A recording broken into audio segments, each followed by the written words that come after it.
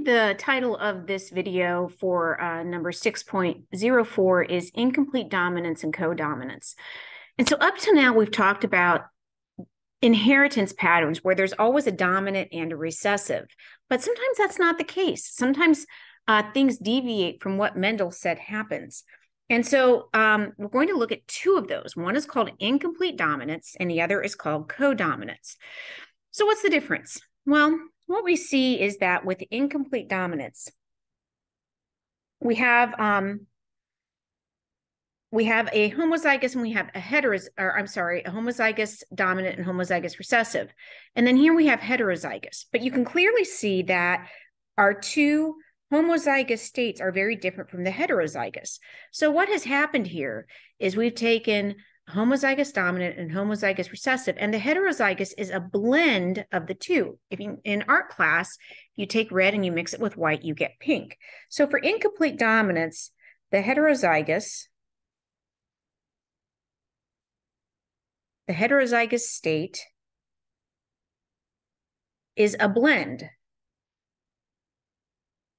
of the two homozygous.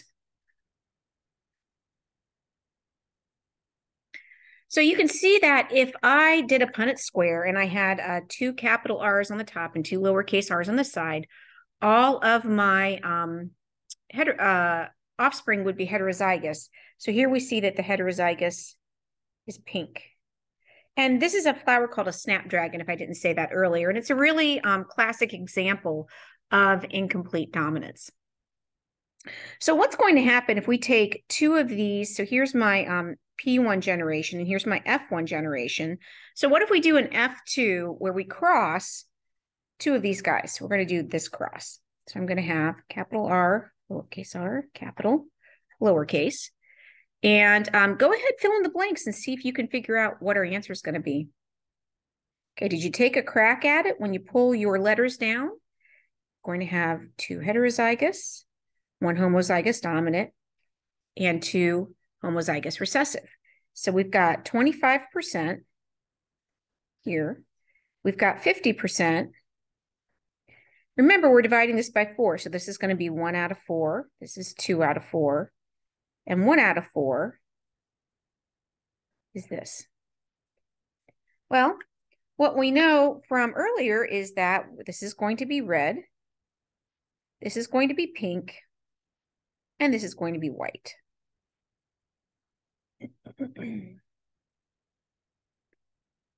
So what if then I go ahead and let's find a different scenario. So let's say I have a yellow, let's do another flower, not necessarily snapdragons, but I cross a yellow, which is capital Y, with an orange, with a red, that's lowercase y, and I get, oh, darn it. In my heterozygous, I get orange. So let's cross an orange flower with a red flower. So in this cross, let's cross red and orange. So my red is going to be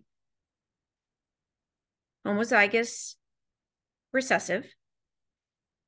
And then my orange is going to be heterozygous. So when I do my cross, go ahead and do the cross and see if you can find the answer. Okay, did you try it?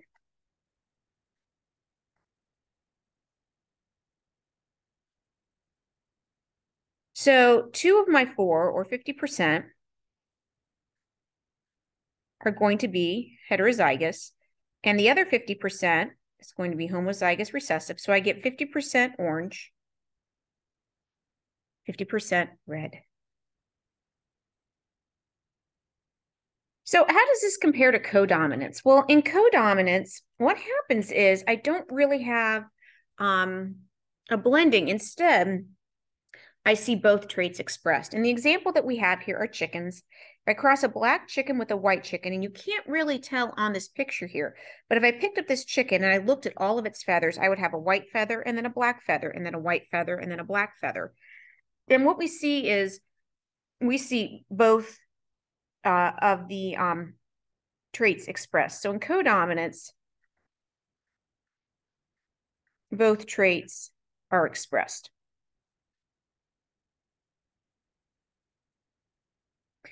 And so what happens now, let's go ahead. We have the black chicken and we use capital letters here because we see both of them. So we use different letters for the first time. So the black has 2 capital B's and the white has 2 capital W's.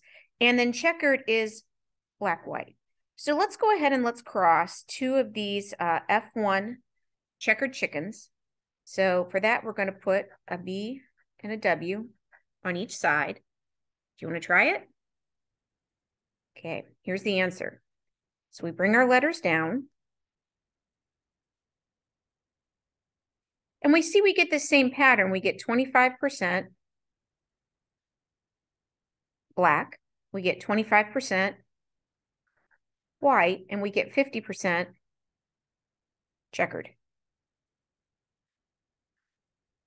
So this is check. This is white. And this is black.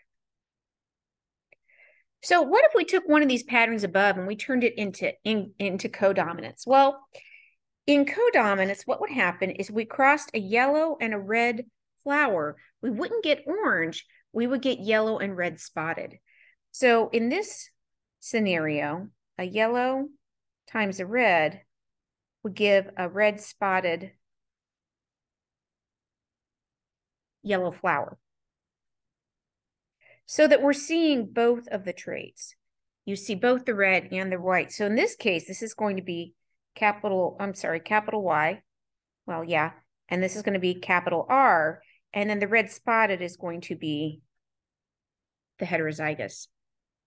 So what if I cross a yellow and a red spotted? So let's do a red spotted and let's do a yellow. So when I do my cross,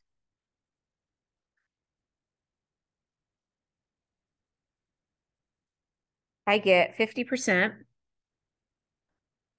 yellow, and I get 50% spotted.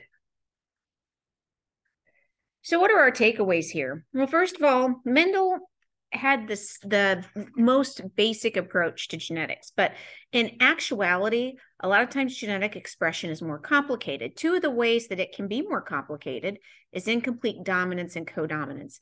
So again, in incomplete, we see a blend. And if you're, talking about an assessment, this is your key word. Is it blended? And for codominance, we see both. So that's your key word for codominance. We did some examples, and now you're going to get to do some practice on your own. All right, in the next one, we'll talk about another exception to Mendel's laws called multiple alleles. All right, that's it for now.